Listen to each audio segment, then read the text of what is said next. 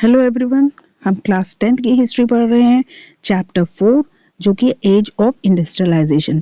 यहाँ पे हम ऑलरेडी इंट्रो पार्ट कर चुके हैं, ठीक है। अब जो नेक्स्ट टॉपिक है वो है बिफोर द इंडस्ट्रियल रेवोल्यूशन, यानी कि इंडस्ट्रियल रेवोल्यूशन से पहले क्या हुआ था। तो लेट्स स्टार्ट, शुरू करते हैं। All too often we associate industrialisation with the growth of factory industry. When we talk of industrial production we prefer to factory production. हम लोग ज़्यादातर जब हम इंडस्ट्रियलाइजेशन की बात करते हैं तो हमारा मतलब होता है कि किस तरीके से जो फैक्ट्री इंडस्ट्री है उसकी ग्रोथ हो रही है, यानी कि वो बढ़ रहा है, ठीक है। हम जो इंडस्ट्रियल जब जब हम इंडस्ट्रियल प्रोडक्शन की बात करते हैं तो हम फैक्ट्री प्रोडक्शन की बात कर रहे होते हैं, ठीक है। जब हम इंडस्ट्रियल वर्कर की बात करते हैं तो हम इंडस्ट्री फैक्ट्री वर्कर्स की बात करते हैं। तो history of industrialisation very often begin with the setting of the first factory. तो जो इतिहास है इंडस्ट्रियलाइजेशन का ये तभी शुरू हो गया था जब पहली फैक्ट्रीज बनी थी।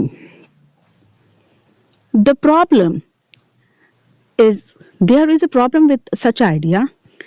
Even before factories began to dot the landscape in England and Europe, there was large-scale industrial production of international market. लेकिन यहाँ ये जो आइडिया था ना, जो इंडस्ट्रियल को फैक्ट्री के सेटअप से जोड़ने का, इस आइडिया में एक प्रॉब्लम थी। वो प्रॉब्लम क्या थी? वो प्रॉब्लम ये थी जब फैक्ट्रीज बनी भी नहीं थी, ठीक है।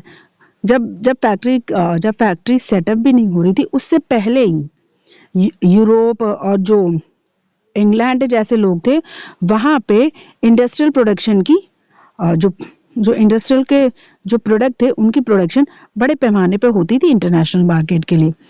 This was not based on factory, ठीक है। तो ये जो चीज़ थी ये फैक्ट्री पे बेस्ड नहीं होती थी, मतलब उस समय कोई फैक्ट्री सेटअप नहीं हुई थी, फैक्ट्री के ऊपर बेस्ड नहीं थी। वहाँ पे लोग घर में ही इंडस्ट्रियल प्रोडक्ट बनाते थे और उनको बेचते थे इंटरनेशनल मार्केट में। तो जो बहुत सारे जो हिस्टोरियंस थे, इतिहासकार थे, उन्होंने उस दौर को, उस फेज को, जो वो फेज चल रहा था इंडस्ट्रियलाइजेशन का, उसको प्रो इंडस्ट्रियलाइजेशन का नाम दे दिया। In the 17th and 18th century, merchants from the town in Europe began moving to the countryside, supply money to peasants, artisans, persuading them to produce for an international market. तो जो 17th century थी, 18th century थी, तो उस समय क्या करते थे, जो मर्चेंट थे, जो व्यापारी थे, वो यूरोप के टाउनों में जाके यूरोप के जो टाउन थे वहाँ से हट के यूरोप की कंट्री साइड में जाने लगे। वहाँ वो लोगों को परसुएट करते थे, उनको मनाते थे कि वो फैक्ट्री के लिए, इंटरनेशनल मार्केट के लिए प्रोडक्ट्स को बनाए, ठीक है। तो उसके लिए वो क्या करते थे, उसके लिए वो उन पेसेंट्स को, उन आर्टिशन को पैसा देते थे। With the expansion of the world trade and the acquisition of colonies in different part of the world, the demand for goods began growing. तो जैसे जैसे ये वर्ल्ड मार्केट बढ़ता गया, ठीक है, जैसे जैसे नई कॉलोनियाँ बनती गई पूरी दुनिया में, दुनिया के अलग अलग भागों में नई कॉलोनीज बनने लगी, तो जो गुड्स की डिमांड थी, जो मांग थी खाने पीने की या पहनने की, उन गुड्स की डिमांड उसी के हिसाब से बढ़ने लगी। But merchant could not expand production with in the town. लेकिन मर्चेंट का क्या प्रॉब्लम था, वो जो अपना प्रोडक्शन का एक्सपेंशन था वो टाउन में नहीं एक्सपैंड कर पा रहा था। This was because her urban craft and trade glide way powerful. उसका सबसे बड़ा कारण क्या था, टाउन में जो अर्बन क्राफ्ट थे और जो ट्रेड ग्लाइड थी वो बहुत ज़्यादा पावरफुल थी। इसका मतलब वो नए मर्चेंट्स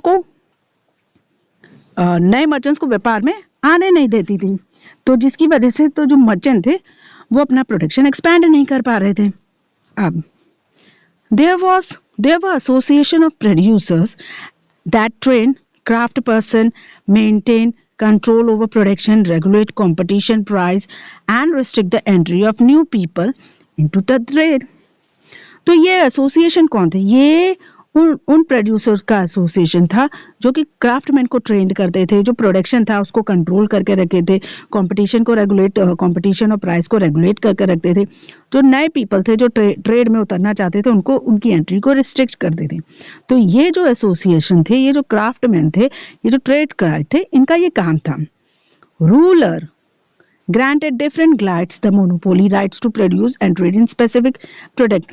तो जो रूलर थे, जो राज्य चलाते थे, शासन करते थे, उन्होंने क्या करके रखा था, उन्होंने हर एक ट्रेड ग्लाइड को एक प्रोडक्ट के ऊपर मोनोपोली, मोनोपोली का मतलब होता है कि उनका एकमात्र अधिकार होना, किसी भी प्रोडक्ट को प्रोड्यूस करने के लिए, बेचने के लिए एकमात्र अधिकार होना। तो उन्होंने हर एक ग्लाइड को किसी एक प्रोडक्ट पे अपना एकमात्र अधिकार मोनोपोली देकर रखी थी और वो उसी प्रोडक्ट के को बेच या खरीद सकता था। ठीक है। It was therefore difficult for new merchant to set up business in town, so they turn to the countryside. तो इसी वजह से, इस मोनोपोली राइट्स की वजह से, तो जो नए मर्चेंट्स थे वो अपना बिजनेस जो था वो शहरों में नहीं सेटअप कर पा रहे थे, तो उनको मजबूरन कंट्री साइड में, गाँवों की तरफ मुड़ना पड़ा। In the countryside poor peasants and artisan began working for merchants. तो जो कंट्री साइड में, जो गांव में जो गरीब किसान थे, जो गरीब कारीगर थे, वो मर्चेंट के साथ काम करने के लिए तैयार हो गए। As you have seen in the textbook last year, this was time when open field were disappearing and common wares being enclosed. Cottagers and poor peasants who have earlier depended on common land for their survival, gathering their food, fires, berries, vegetable, hay, straw, had to now look for alternative source of income. तो जो कॉटेजर्स थे, जो गरीब किसान थे, जो पहले common land पे, जो उनके लैंड थे उस पे डिपेंड करते थे, फायरवुड को, यानी कि लकड़ियों को इकट्ठा करते थे, बेरीज को इकट्ठे करते थे, वेजिटेबल को इकट्ठे करते थे, घास फूस को इकट्ठे करते थे। तो अब उनको भी इनकम अर्न करने के लिए कोई दूसरा जरिया खोजने की जरूरत पड़ रही थी। Now, many had tiny plots of land which could not provide work for all of the household. तो जितने भी जो गरीब किसान थे उनके पास अपने अपने छोटे छोटे जमीन के टुकड़े थे, लेकिन ये हर किसी को वर्क प्रोवाइड नहीं कर सकते थे, क्योंकि जमीन के टुकड़े छोटे थे। तो उसमें सिर्फ लिमिटेड लोग ही, फैमिली मेंबर के जो लिमिटेड लोग होते, उतने ही लोग काम कर सकते थे। तो बाकी जो लोग हैं वो क्या करेंगे? तो जो बाकी के लोग थे, उन्होंने जो मर्चेंट होते थे, जो व्यापारी होते थे, उनके ऑफर को एक्सेप्ट कर लिया। ठीक है। अब वो क्या करते थे? So when merchant came around and offer advances to produce goods for them, peasants household urgently agree. तो जो मर्चेंट वहाँ आते थे, उनको कोई सामान प्रोड्यूस करने के लिए पहले से एडवांस दे जाते थे, तो पेसेंट जो थे, जो किसान थे, वो इस बात पे सहमत हो गए। ठीक है, हम आपके लिए ये काम करेंगे। By working for the merchants they could remain in the countryside and continue to cultivate this small plot. तो जब ये लोग मर्चेंट के लिए भी काम करते थे, तो मर्चेंट के काम करने से इनको ये फायदा हो गया कि ये अपने गांव में ही रह सकते थे, और जो उनकी जमीन थी छोटी सी थोड़ी बहुत जो जमीन थी, उस पर वो कल्टीवेशन यानी कि खेती भी कर सकते थे। Income from proto industrial production supplement their shrinking income from cultivation. It also allowed the fuller use of their family labour resources. तो जो वो पैसा प्रोटो इंडस्ट्रियल प्रोडक्शन से कमा रहे थे, वो कहीं ना कहीं जो उनके कल्टीवेशन यानी कि खेती बाड़ी को के इनकम को सपोर्ट कर रही थी।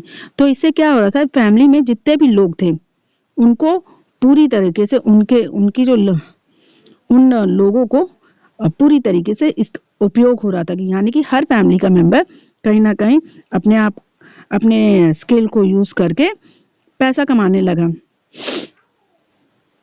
Within this system, close relationship developed between the town and the countryside. तो जो सिस्टम था मर्चेंट का, गांव में मुड़ना और वहाँ के लोगों को जो गुड्स प्रोड्यूस करने के लिए एडवांस देना, तो ये कहीं ना कहीं एक बहुत ही क्लोज रिलेशनशिप टाउन और गांव, कंट्री साइड के बीच में डेवलप करने लगा। जो मर्चेंट्स थे, जो कि The merchants were based in town, but the work was done mostly in the countryside. तो बेसिकली जो मर्चेंट्स थे वो शहर में रहते थे, पर जो उनका काम था वो गांव वाले लोग पूरा करते थे। Merchant in clothier in England purchased wool from wool stapler, carried to the spinner. The yarn that was spun was taken in subsequent stage of production to weaver, fuller, and then to dye. The finishing was done in London before the export merchant sold the clothes in international market. London, in fact, came to known as a finishing center. तो ये जो merchants थे, जैसे कि कपड़ों के merchants को ले लो, कपड़ों के मर्चेंट जो कि इंग्लैंड में जो कपड़ों के मर्चेंट्स थे, वो क्या करते थे, पहले तो ऊन खरीदते हैं, फिर वो ऊन ऊन ऊन वालों से खरीद के फिर वो उस ऊन को स्पिनर को देते थे। तो वो स्पिनर क्या करता था, उन ऊन को यार्न में यानी कि धागे में कन्वर्ट करता था। फिर जब धागे में कन्वर्ट हो जाता था तो ये धागा जाके वीवर्स को दिया जाता था। वीवर्स फिर उनसे प्रोड्यूस करते थे, प्रोड्यूस करके उसको एक प्रोडक्ट के रूप में, कपड़े के रूप में करते थे। फिर ये कपड़े लेकर जाके डाई यानी कि जो कलरिंग करने वाले लोग होते उनको देते थे, ठीक है। फिर वो उन कपड़ों को कलर करते थे। इस तरीके से ये जो क्लोथ का जो प्रोडक्शन होता था इस तरीके से होता था। लेकिन जो फाइनल फिनिशिंग होती थी क्लोथ की वो सीधा जाके लंदन में होती थी। और फिर जब लंदन में पूरा का पूरा जो क्लोथ कपड़ा बनने का जो प्रोसेस था खत्म होता था, उसके बाद मर्चेंट क्या करते थे, उस क्लोथ को इंटरनेशनल मार्केट में बेच देते थे। तो इसी वजह से तो लंदन को फिनिशिंग सेंटर भी कहा जाता था कि यहाँ पे जितने भी प्रोडक्ट थे उनको आखिरी जामा पहनाया जाता था, यानी कि वहां पे उनका जो फाइनल टच होता है प्रोडक्ट प्रोड्यूस करने का वो दिया जाता था। This pro industrial system was thus part of network of commercial exchange.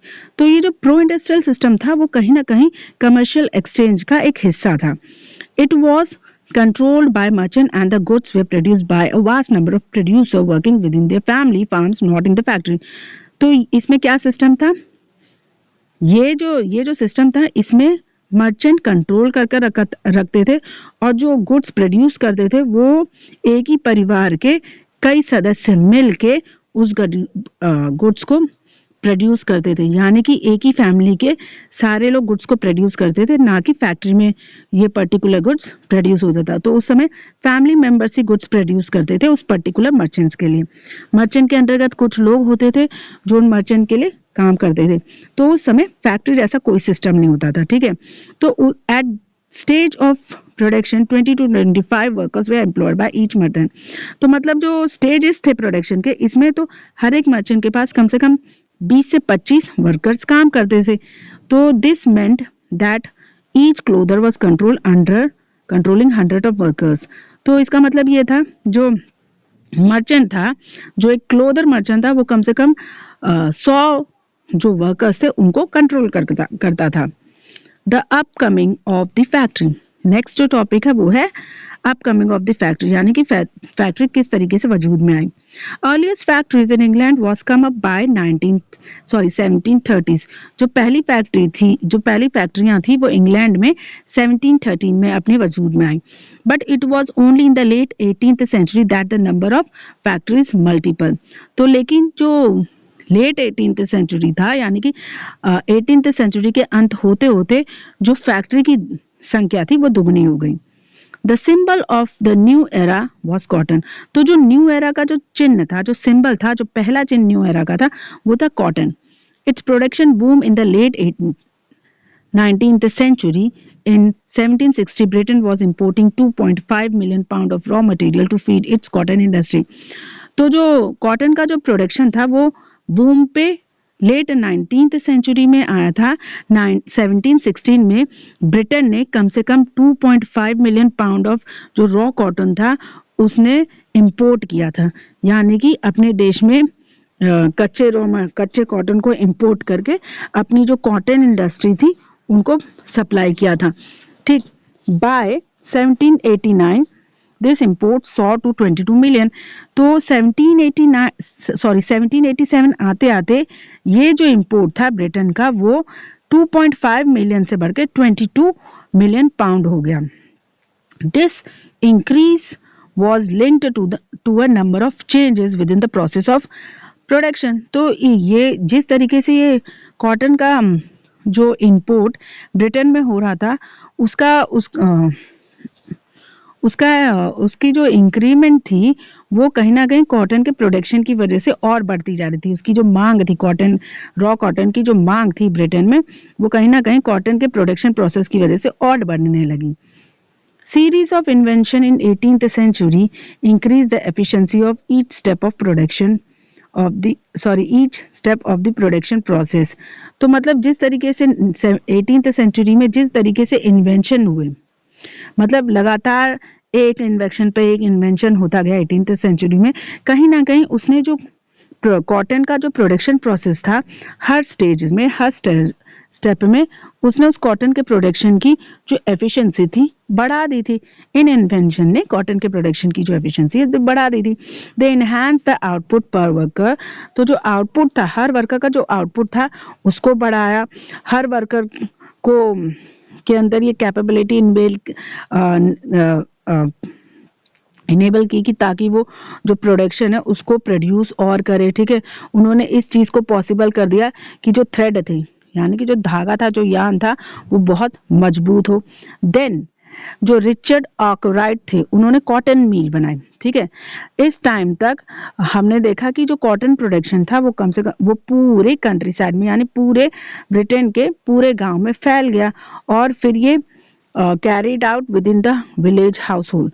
But now the costly new machine could be purchased, set up and maintained in the mill. पहले क्या हो रहा था, पहले ये जो विलेज के लोग थे, विलेज में जो फैमिलीज मेंबर्स थे, वो कॉटन प्रोडक्शन में हिस्सा ले रहे थे। लेकिन जैसे ही कॉटन मिल सेटअप हुई तो नई मशीनें बनने लगी, महंगी मशीनें बनने लगी।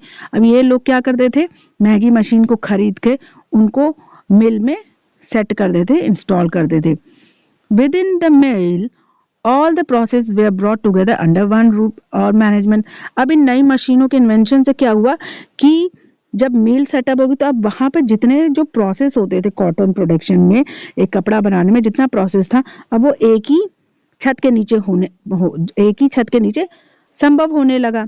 तो अब जैसे पहले क्या था, पहले एक जगह क्या बोलते, एक जगह कॉटन इकट्ठी करो, फिर उसको स्पिनर को दो, फिर वीवर को दो, फिर कपड़े में करो, फिर डाई।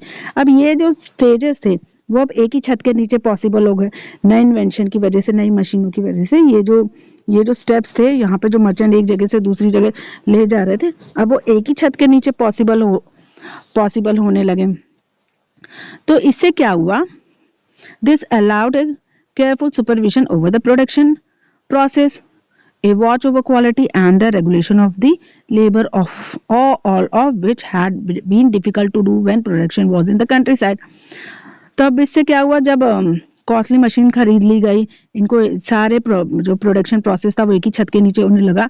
तो अब इसमें क्या हुआ, बहुत ही बारीकता से उसका सुपरविजन करना ज़रूरी हो गया कि ताकि प्रोडक्शन प्रोसेस सही तरीके से हो, उसकी क्वालिटी चेक करनी पड़ रही थी कि जो लेबर्स थे उनके ऊपर रेगुलेशन लगाने पड़ रहे थे। तो अब ये सब चीज़ें गांव में तो पॉसिबल नहीं थी।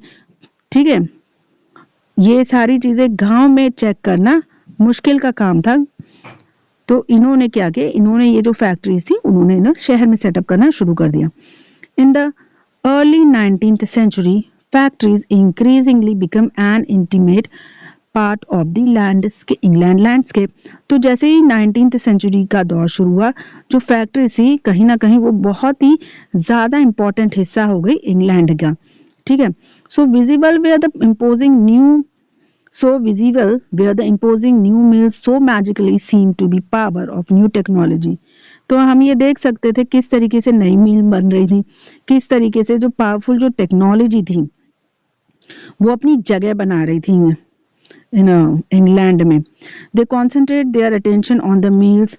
तो जो मर्चेंट्स है वो उनका जो कॉन्सेंट्रेशन था वो मील्स पे था, वो बाय लेन उनको भूलते जा रहे थे। वर्कशॉप जैसे जो कॉन्सेप्ट थे, जो क्या बोल सकते हैं, पहले जो वर्कशॉप हुआ करती थी, इन सब चीज़ों को वो लगभग उन सब चीज़ों को भूल के फैक्ट्री मिल्स सेटअप पे उन्होंने अपना ध्यान देना शुरू कर दिया।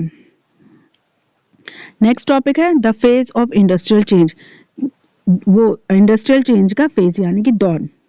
How rapid was the process of industrialisation, मतलब इंडस्ट्रियलाइजेशन किस तेजी से प्रोसेस हो रहा था। Does industrialisation means only the growth of factory industry. यहाँ पे क्या पूछा गया कि क्या इंडस्ट्रियलाइजेशन का मतलब खाली फैक्ट्री ग्रोथ को ही लेकर था। पहला, first, the most dynamic industry in Britain were clearly cotton and metal. तो पहला है कि जो सबसे डायनेमिक इंडस्ट्री थी ब्रिटेन में वो कॉटन और मेटल की थी। ठीक है, growing at rapid pace, cotton was the leading sector in the first phase of industrialization up to the 1814। तो 1814 तक जो सबसे तेजी से जो इंडस्ट्री बढ़ रही थी उस सेक्टर में वो थी कॉटन इंडस्ट्री, ठीक है। After that iron and steel industry led the way. उसके बाद कॉटन इंडस्ट्री के बाद उसको फॉलो करती हुई आयरन और स्टील इंडस्ट्री थी इंडस्ट्रियलाइजेशन में, ठीक है। With the expansion of railway in England from 1814 and in the colony from 1816, the demand for iron and steel increased rapidly. तो जिस तरीके से जैसे जैसे रेलवे का एक्सपेंशन होता गया तो 1814 में इंग्लैंड में और 1816 में इंग्लैंड की कॉलोनी से जो डिमांड थी आयरन और स्टील की वो भी बड़ी तेजी से बढ़ने लगी। तो 1873 आते आते ब्रिटेन ने जो आयरन और स्टील जो थी उसको एक्सपोर्ट करना शुरू कर दिया और उसकी वैल्यू जो थी वो कॉटन से दुगनी हो गई थी, कॉटन के एक्सपोर्ट से दुगनी हो गई थी। नाउ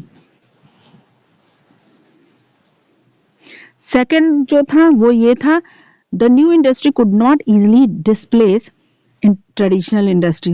जो सेकंड पॉइंट है उसमें जो जितनी भी नई इंडस्ट्रियां थी उनके लिए आसान नहीं था जो ट्रेडिशनल इंडस्ट्री को डिस्प्लेस करना यानी कि हटाना। Even at the end of the 19th century, less than 20% of the total worker was employed in technological advance industrial sector. मतलब 19th century के अंत होते होते लेस देन यानी कि 20% से भी कम जो टोटल वर्कफोर्स थी उसको एडवांस इंडस्ट्रियल सेक्टर में नौकरी मिली थी। Textile was a dynamic sector, but a large portion of the output was produced not within the factory but outside within the domestic unit. उस टाइम पे जो टेक्सटाइल इंडस्ट्री थी वो सबसे डायनेमिक सेक्टर था, लेकिन फिर भी जो उसका प्रोडक्शन था वो सबसे ज़्यादा फैक्ट्री में ना होके डोमेस्टिक यूनिट में होता था, यानी कि फैक्ट्री के बाहर आउटसाइड जो थी वहाँ पे टेक्सटाइल का प्रोडक्शन होता था। मतलब ये कहा जा रहा था कि 19th century के अंत होते होते भी जो लोग थे वो इंडस्ट्रियल टेक्नोलॉजिकली जो एडवांस इंडस्ट्रियल सेक्टर थे वहाँ पे काम नहीं करते थे, वो डोमेस्टिक यूनिट में ही काम करते थे यानी कि फैक्ट्री के बाहर काम करते थे। जो थर्ड पॉइंट है वो ये है, the pace of change in the industry traditional industry was not set up by steam powered cotton or metal industry, but they did not remain entirely stagnant either. तो जो पेस था change होने का traditional industries का वो steam power cotton या metal industries द्वारा setup नहीं किया गया था, और लेकिन ये पूरी तरीके से स्टैग्नेंट भी नहीं थे यानी कि पूरी तरीके से ठप भी नहीं थी। ये जो ट्रेडिशनल इंडस्ट्री थी वो पूरी तरीके से ठप भी नहीं थी, ठीक है। Seemingly ordinary and small innovation were the basis of growth in many non-merchandise sectors such as food processing, building, pottery, glasswork, tanning, furniture making and production of supplement. तो जो बहुत ही साधारण बहुत ही स्मॉल जो इनोवेशन थे वो कहीं ना कहीं कई ऐसे नॉन मर्चेंटाइज फैक्ट्री का बेस बनी, जैसे कि फूड प्रोसेसिंग, बिल्डिंग, पॉटरी जैसे ऐसे कई जो नॉन मर्चेंटाइज फैक्ट्री थे उनका ये बड़े ही आम और स्मॉल इनोवेशन थे, वो उनकी ग्रोथ का बेस बन गई। और जो चौथा कारण है वो है टेक्नोलॉजिकल चेंजेस अकर स्लोली। जो टेक्नोलॉजिकल जो चेंजेस होते हैं वो बड़े धीरे धीरे होते हैं, ठीक है। वो बड़ी ही ड्रामेटिकली पूरे उसमें नहीं फैलते, वो बहुत धीरे धीरे चेंज होते हैं। जो न्यू टेक्नोलॉजी होती, क्योंकि जो न्यू टेक्नोलॉजी होती है वो एक्सपेंसिव, बहुत बड़ी महंगी होती है, और जो मर्चेंट होते हैं, जो इंडस्ट्रियलिस्ट होते हैं, वो उनको यूज़ करने से पहले बड़ी सावधानी बरतते हैं, ठीक है। अचानक से ही नहीं ले लेते, वो बहुत सावधानी से वो पहले जांच परख लेते हैं कि फ़ायदा करेगी कि नहीं, तभी वो लेते हैं, ठीक है। तो उस टाइम पे क्या होता था, जो मशीन थी वो बहुत जल्दी ख़राब हो जाती थी और उनको रिपेयर करने का जो खर्चा था वो बहुत ज़्यादा महंगा था, ठीक है। तो इसलिए जो मर्चेंट्स थे वो तब उस समय भी डोमेस्टिक यूनिट को प्रेफर कर रहे थे, यानी कि लोगों को प्रेफर कर रहे थे। गांव जो कंट्री साइड में जो लोग थे उन्हीं के काम पे वो ज़्यादा निर्भर थे, वो उस टाइम पे मशीन पे कम भरोसा करते थे। I want to say that, ठीक है। Considering the case of steam engine, तो यहाँ पर एक एग्जाम्पल दिया गया steam engine. James Watt improve the steam engine produce by Newcomen and patent the new engine in 1789। तो जेम्स वॉट ने जो स्टीम इंजन को था, जिसको न्यू कॉमन ने बनाया था, उसको इम्प्रूव करके नए इंजन को 1789 में बना के उसका पेटेंट 81 में बना के उसका पेटेंट ले लिया। His industrialist friend Matthew Boulton manufactured the new model। तो जो जेम्स वॉट का जो इंडस्ट्रियलिस्ट फ्रेंड था मैथ्यू बॉल्टन, उन्होंने जो जेम्स वॉट की जो न्यू मॉडल थी स्टीम इंजन की, उसको बनाना शुरू किया। But for year he could not find no buyer. पर कुछ सालों तक जो मैथ्यू मॉल्टन था, उसने उस नए स्टीम इंजन के लिए कोई बायर नहीं, उसको कोई खरीदार नहीं मिला। At the beginning of 19th century there were no more than 321 steam engines all over the England. तो मतलब जब 19th सेंचुरी की शुरुआत हुई तो कम से कम 321 जो स्टीम इंजन थे वो पूरे इंग्लैंड में थे, उससे ज़्यादा नहीं थे। Of these 80 were in cotton industries. इनमें से जो 80 थे वो कॉटन इंडस्ट्रीज में थे। जो 9 स्टीम इंजन्स थे वो वूल इंडस्ट्री में थे। बाकी जो स्टीम इंजन्स थे वो माइनिंग, कैनल वर्क और आयरन वर्क में लगे हुए थे। Steam engines way are not used in any of the other industry. इसके अलावा जो स्टीम इंजन थे वो कहीं और इस्तेमाल नहीं होते थे। So even the most powerful new technology that enhance the productivity of labour manifold was slow to be accepted by the industrial. तो ये कह सकते हैं कि तो जब स्टीम इंजन्स नहीं यूज हो रहे थे बहुत सारी जगह पे, तो जो पावरफुल टेक्नोलॉजी थी जो कि प्रोडक्टिविटी को और मजबूत करती, उनको कैसे इंडस्ट्रियलिस्ट एक्सेप्ट कर लेते। तो इंडस्ट्रियलिस्ट उन चीज को एक्सेप्ट करने के लिए, न्यू टेक्नोलॉजी को एक्सेप्ट करने के लिए भी धीरे धीरे राजी हो रहे थे। Historian now have come to increasingly recognize that typical worker in mid 19th century was not a machine operator but the traditional craftsman and laborer।